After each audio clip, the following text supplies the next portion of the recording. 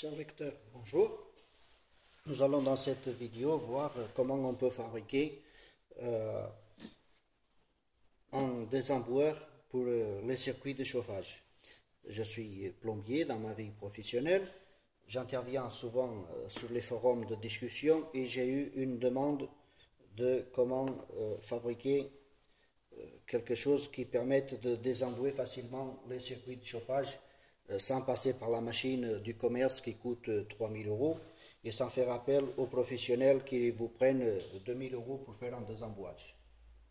Donc, je sais que plus ou moins on peut le faire soi-même avec quelques pièces.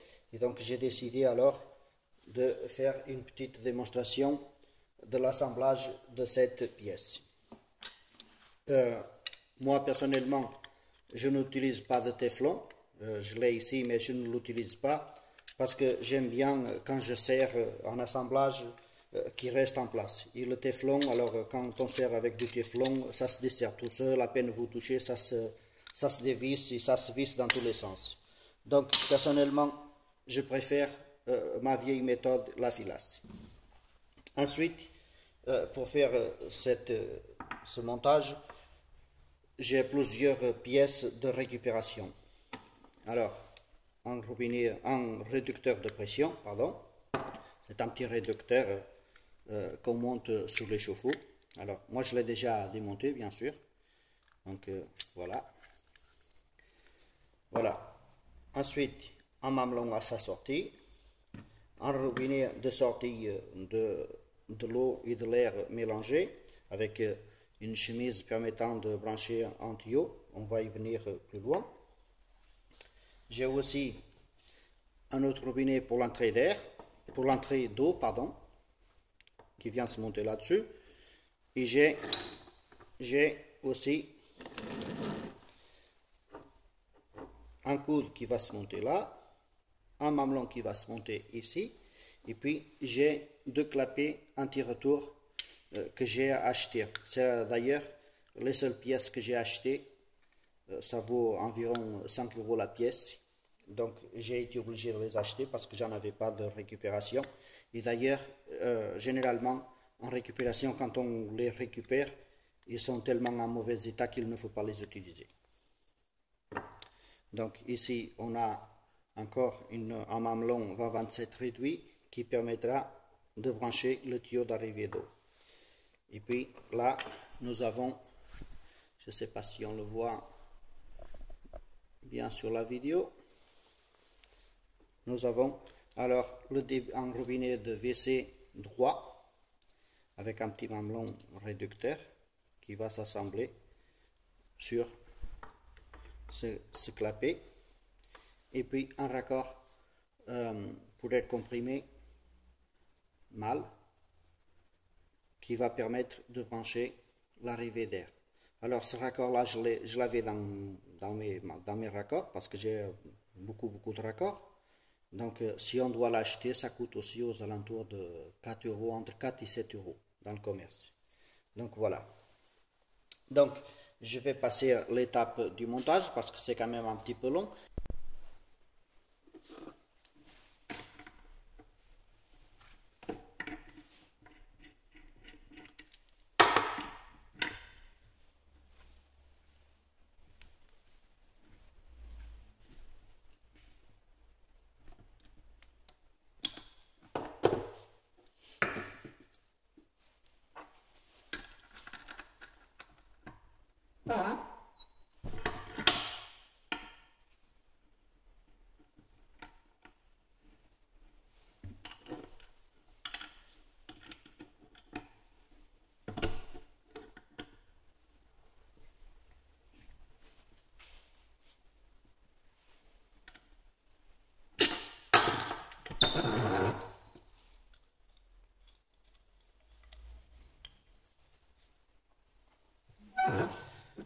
Personnellement, je ne serre pas énormément parce que ça ne sert à rien de serrer comme un bourrin parce que il n'y a quasiment pas de pression, mais même s'il y en avait, jusqu'à 2-3 bars, ça tient tranquillement.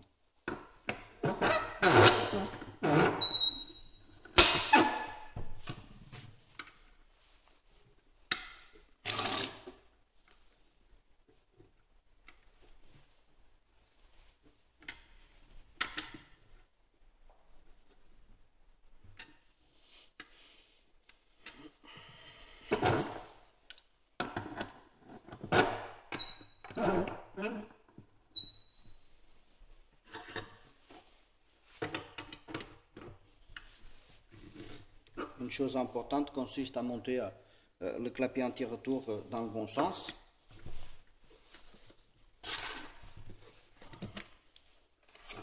Bien entendu, j'avais pris soin de faire tous les joints filasse avant de commencer la vidéo. Donc le robinet, comme il va y avoir un joint, ici, donc il est orientable à volonté. Donc on passe à la suite, à l'arrivée d'eau.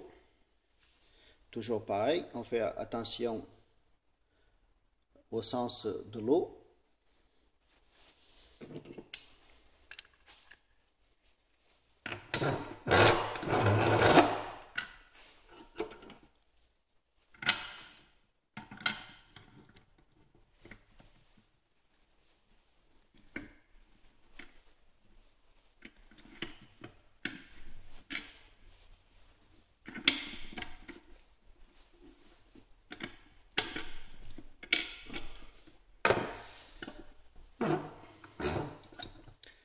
Voilà, tout ce qui est assemblage de joints filasse, c'est assemblé.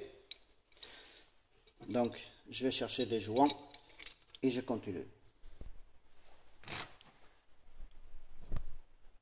Me voici avec ma boîte à joints.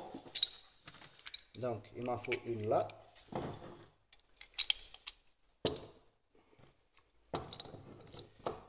Un joint ici.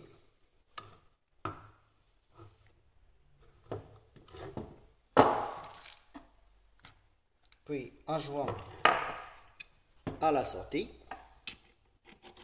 Comme on peut le voir, ce sont des vieilles pièces de récupération. C'est des pièces qui ont déjà servi. La seule chose que j'ai acheté, comme je disais tout à l'heure, c'est les clapets anti-retour. Un autre joint ici.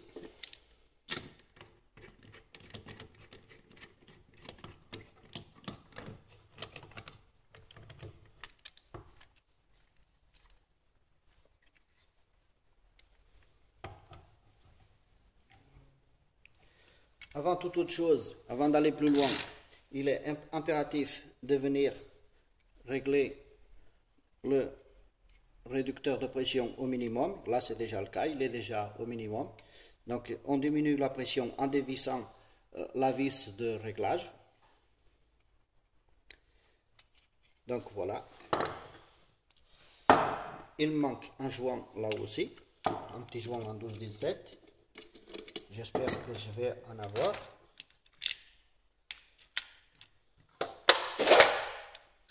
Voilà.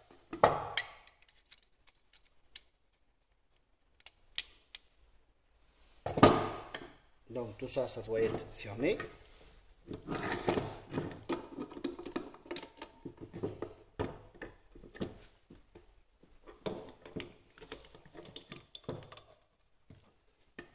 Un petit serrage.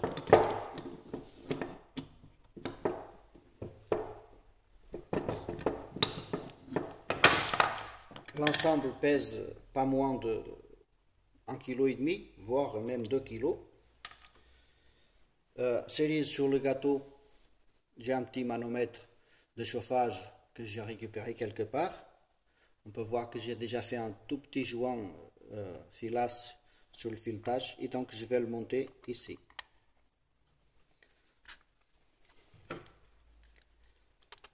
Ça permettra de régler la pression de sortie.